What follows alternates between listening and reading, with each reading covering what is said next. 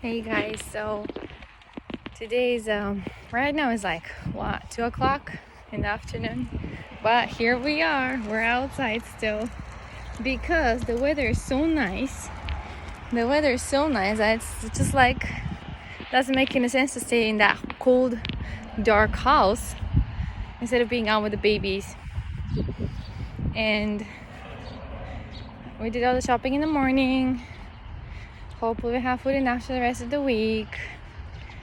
Do you guys feel like burnout when you think about ideas of what to cook every night for dinner for the family? Because yesterday I was just so fed up. I just they sell those gyozas, the frozen ones. I just cooked the gyoza, which means you put it in the pan with some vegetable oil, and you just basically fry it or steam it. You can add some water if you want it to be extra soft, but I didn't, so I just gave them gyoza and rice, and that's it. And then one of my boys was like, is there anything else for dinner? I'm like, nope, that's it. And so he didn't say much. That's what they ate. I was like, whatever. Nobody really feels like let's fresh up with some ideas, or why don't we try this or that, or mommy, do you want me to help you with this or that, try something new. No. Recently I started making them play the piano for 15 minutes, because why do they go to piano lessons if they just play for 30 minutes 3 times a month?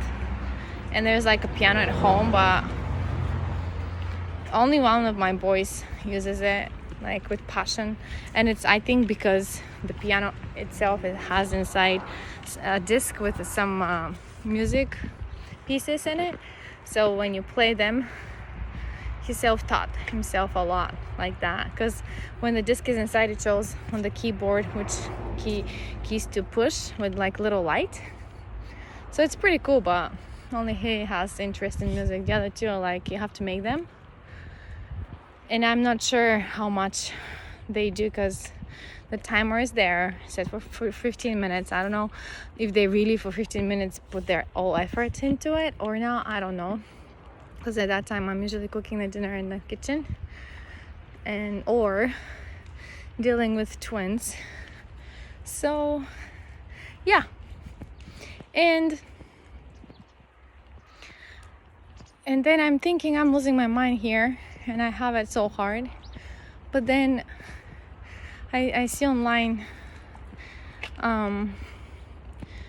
it was some Bulgarian lady back home reposting a post that another lady posted about this orphanage place where the kids are being beaten, and they have pictures of a girl with like blue and purple around her eye, and how miserable. They put like dishwash soap in their food or whatever. I don't know if they're trying to kill them or something slowly. I don't know. So I read that and I just cried. I cried myself to sleep, because that was last night. I saw that and I was like, wow. And I think I have it hard here, where people actually try to be people and treat others like people. I don't know, but there is this organization in Bulgaria. I think it's NPO, of course. I think, I don't know much, but it's run by, I think, a lady or two who were back in the day missionaries for the Church of Jesus Christ of Latter-day Saints in Bulgaria. And she decided to go back and open that NPO, and what she does is she raises money, and all the funding goes to those orphanages around the country. And then she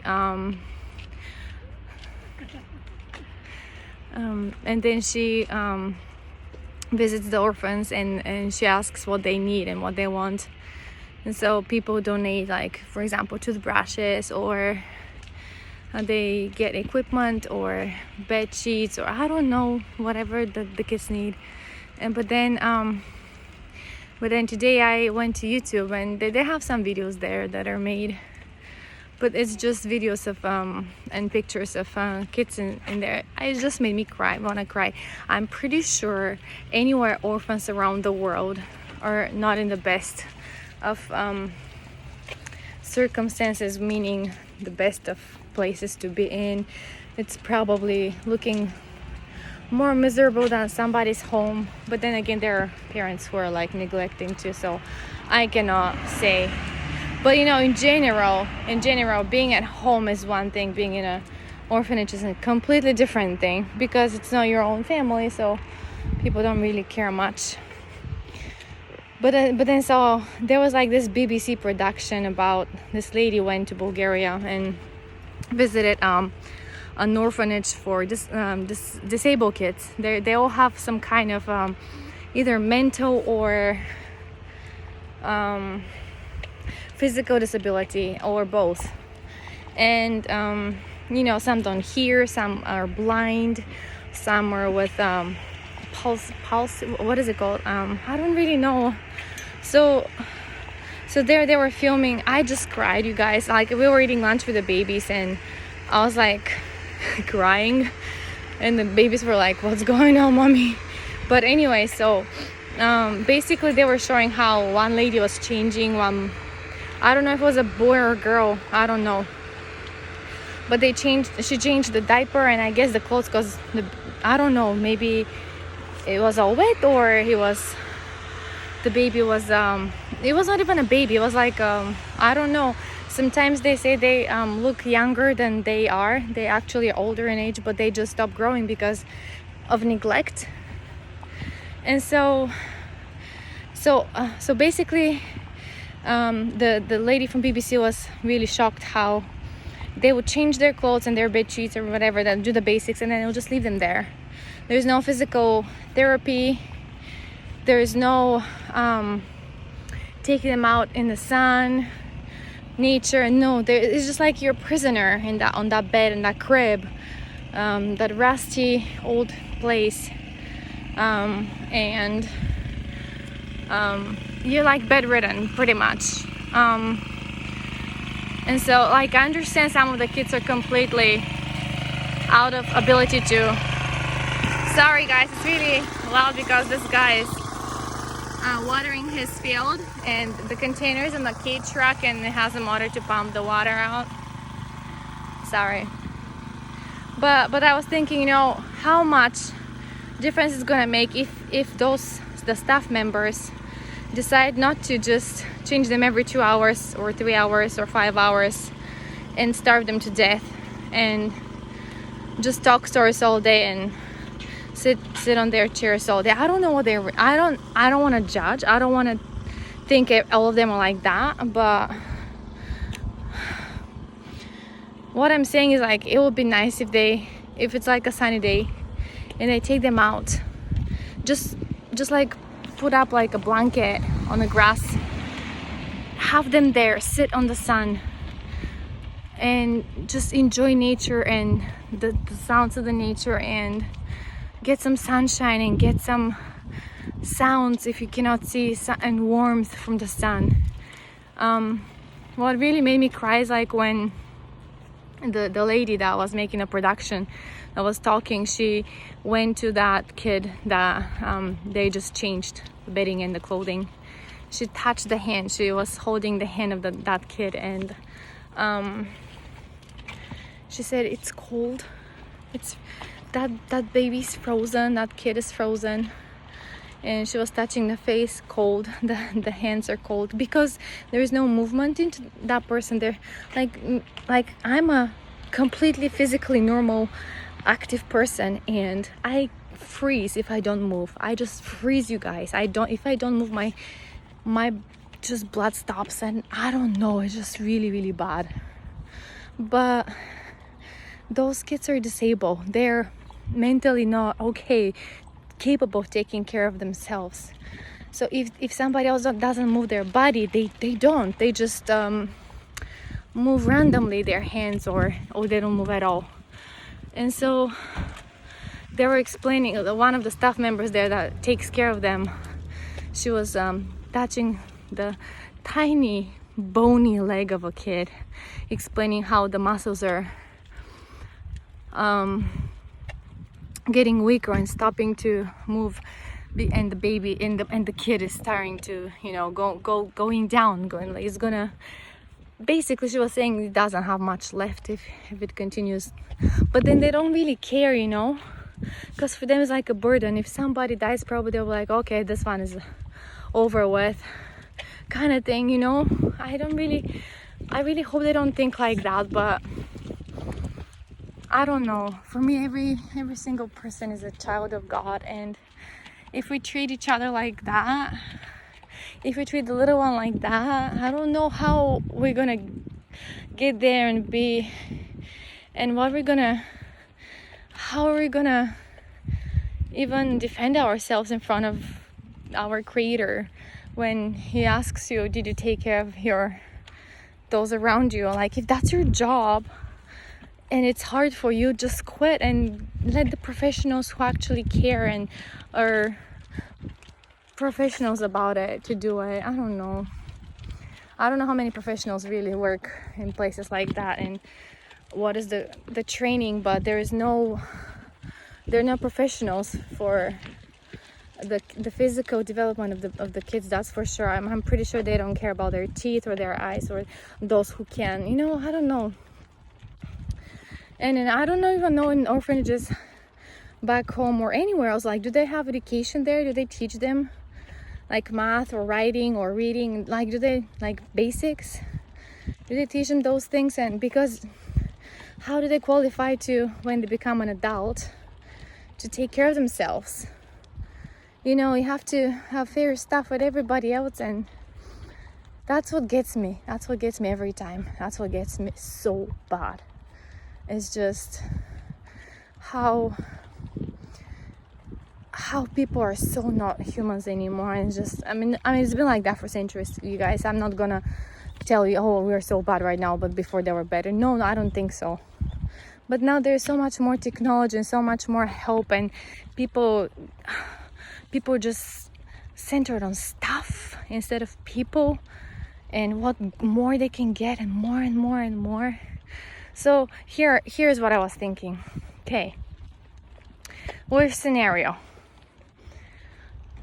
you're this rich person who wants more and more and more, or like let's say I'm this rich person who wants more and more and more, and gets like houses and lands and in different countries and islands of the sea and whatever, private helicopters, shopping in France this weekend, you know, things like that. You do that. Okay, so where my thoughts were going with that is, like, just imagine you have all the money in the world, and how you got them is probably not in the best or fair way, because if you're a hard worker, there's no way you can with honesty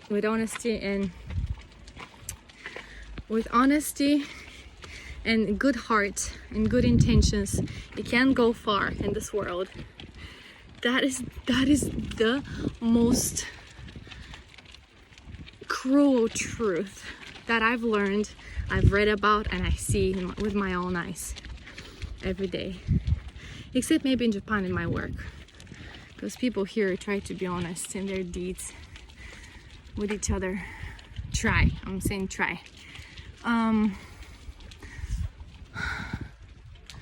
But so just say that you're this rich person, you have everything, and there is no way you can lose it. It's just you have it, and you keep growing with your empire. And okay, you have that established. You can have anybody and anything in any position, anything you want. What's the point of all of it? I am just asking, what's the point of all of it? Like, does that make you feel almighty and like does it make you feel good when people are in front of you, like We have the saying back home, licking your shoes, kissing your, that part of your body. Is that a good feeling? Like you're feeling like inferior and everybody else is underneath you. Does that make a person happy? Like sometimes I feel bad even just parenting my kids. It's like I want them, of course I cannot see them as equals because they're still little and they have so much to learn, but sometimes I feel like I'm the the boss and bossing them around, and it's one thing to be parenting, it's another thing to feel like you're the inferior and they're like, you know what I mean? So does that make people happy? I feel miserable actually. If I do that, I feel miserable. Maybe not everybody can be like that, I don't know. But so what? So like you get a lot of money, you get a lot of position, you get a power. What does it make you? Like better than anybody else? Like the pharaohs in the past of Egypt, they were called gods, but they still died. And on top of that, they killed their dogs and their horses and their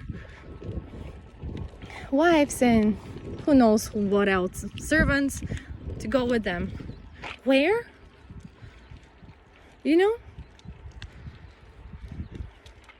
But then you don't have much. Just picture yourself, you don't have much. It always reminds me of this movie, you guys. This Disney movie. I don't know why, but I really like that. You remember Tiana, the frog princess? She kissed this guy, and instead of him turning a prince, she turned into a frog. Yeah.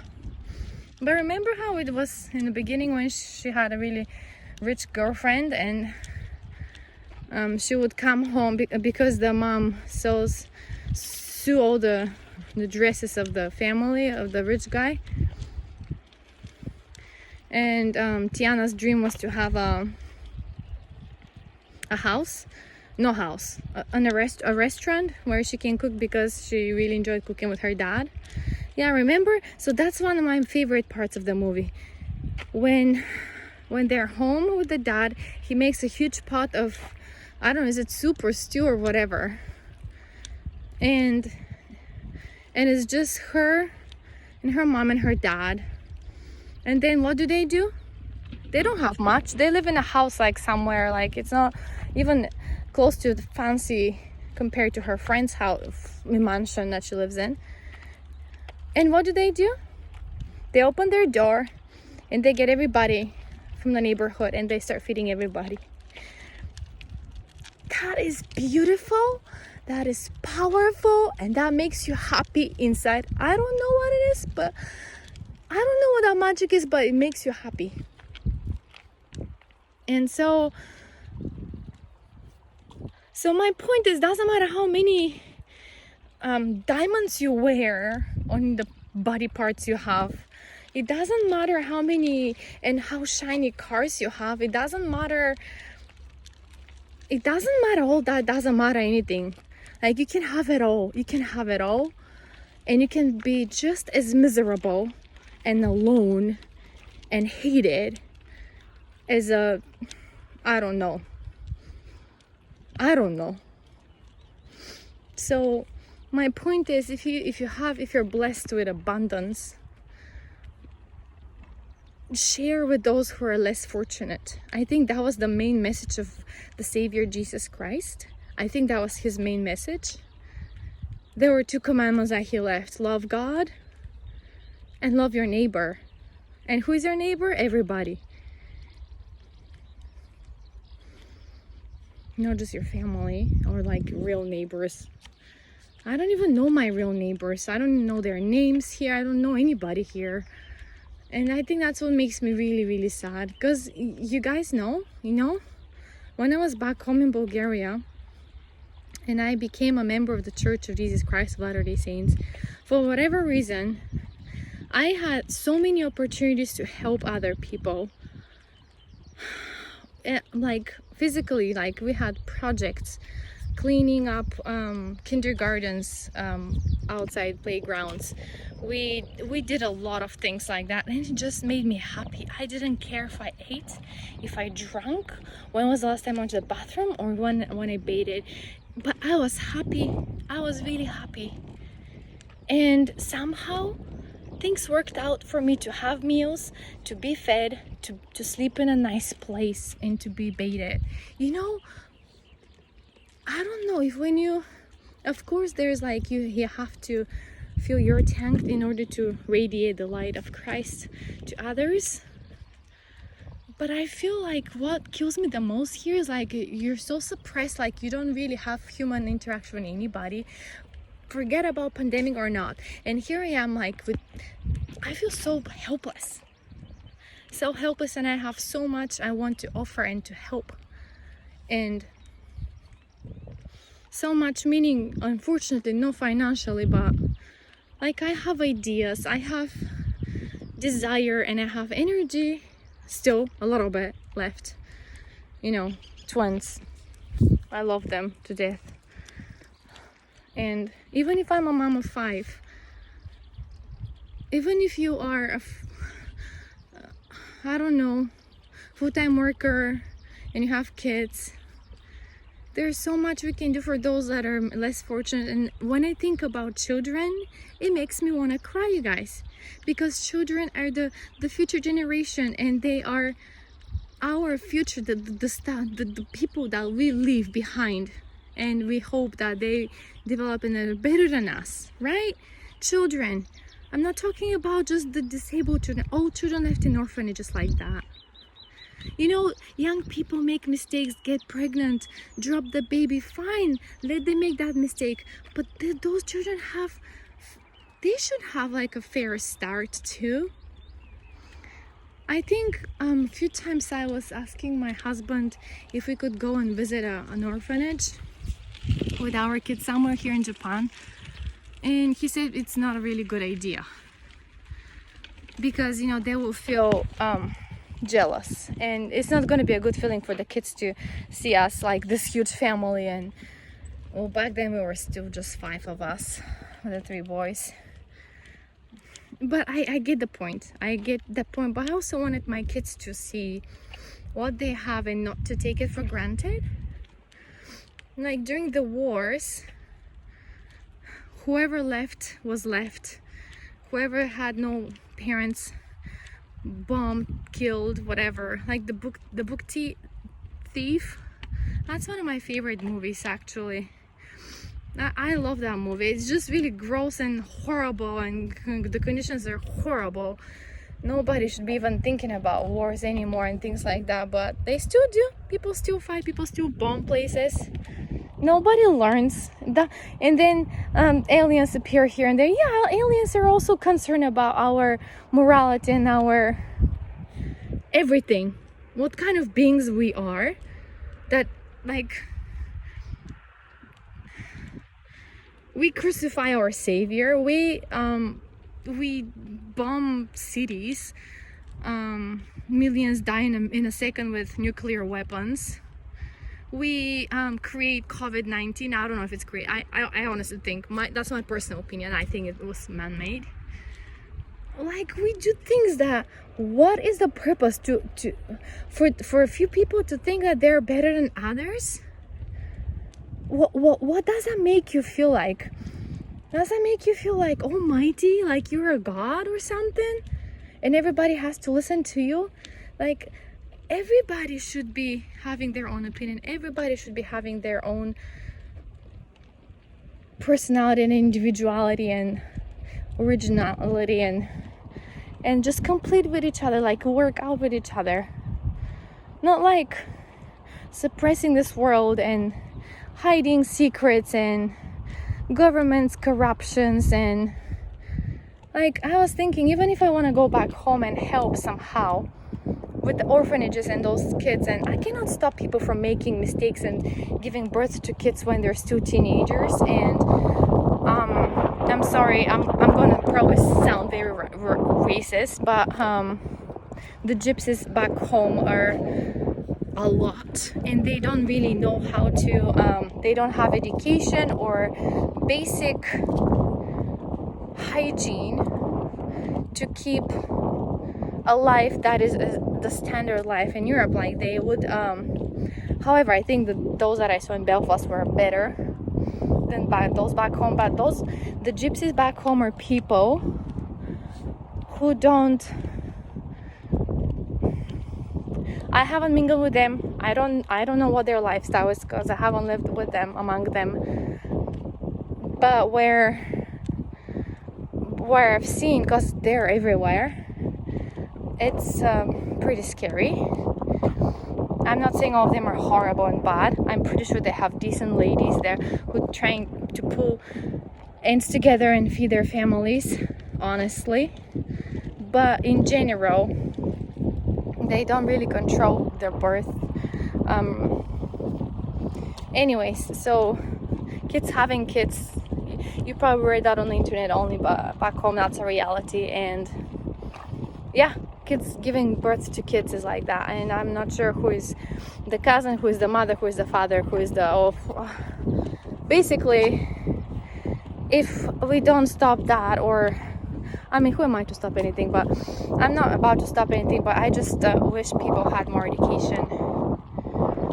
And that's where I feel like, because I've been in I didn't get my bachelor degree in education, but I should have, because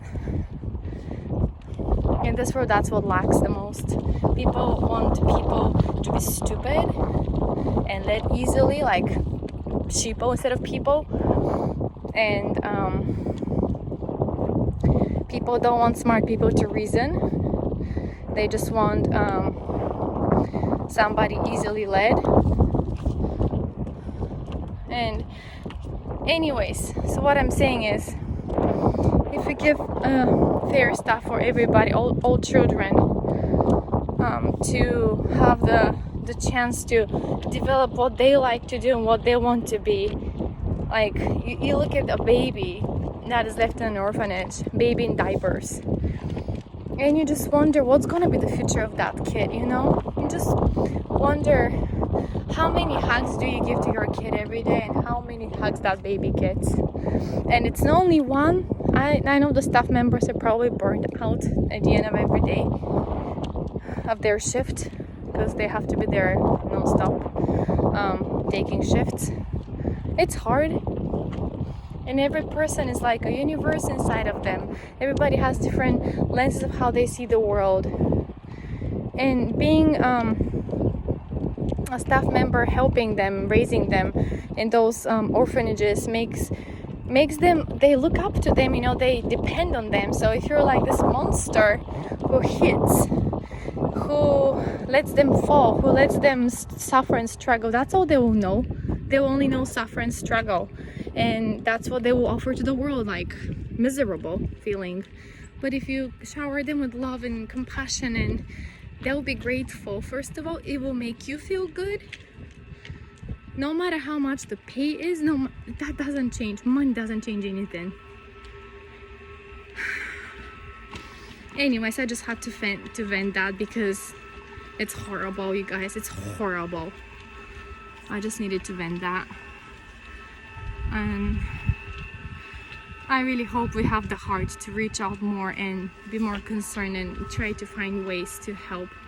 What if in every community, in every country, in every big city, there is like a place where people can donate things, and then those things can be delivered on a weekly basis or on a monthly basis to the orphanages. That people just genuinely don't want those clothes, and they don't know anybody who needs them at the moment. Just give them away there. What if every country has organized things like that, just like trucks taking food, goods to those places, so they can lift the burdens. Like you have like an old oven that still works, and you can give it away. Heaters, clothes, shoes. I don't know how people go to bed every night like that. But you know, when when you think your conscience is clear and clean and your hands are clean, you go to bed anyways. But if you think you can do more, please do it as much as you can. And to be honest, it makes me feel like I love my kids a lot, and it makes me want to hug them more and kiss them more while I still can and be closer to them, because you know, they're fortunate to have a home with parents and food enough on the table for meals, and nice school they're going to, and teachers who care and treat them as humans. But then there are so many more kids who need that too. Yeah. So please, if you find any ways to reach out, do it. Any help is always welcome. I think the organization back home that helps orphanages is called One Heart Bulgaria. I'm not asking anybody for money for organizations. I'm not. I'm just telling you that's the only one I know. I'm sure there are more, but that's the one that I know of. And I also, went to YouTube and looked at videos of orphans in Japan too, because that's where I reside right now. And they had documentaries too there. But I have to say the environment is much better quality than what's back home. And those kids, they have a certain amount of kids per an adult to take care of. I think that's how it's in nursery schools too, and in the kindergartens. They have a certain amount of kids per person. So in one room you could have like 20 kids and 3 teachers or something like that, because you cannot just leave one person with 20 people who need changing diapers and eating and stuff like that. They cannot do it by themselves. So oh my goodness, my 2 little birdies are asleep again. So this is gonna be the end of my video. I hope it was not too harsh to listen to. I know it is for me to talk. It's hard to talk about it, and I am thinking of ways, what can I do to be of help? I really don't know, but yeah. Okay guys, bye.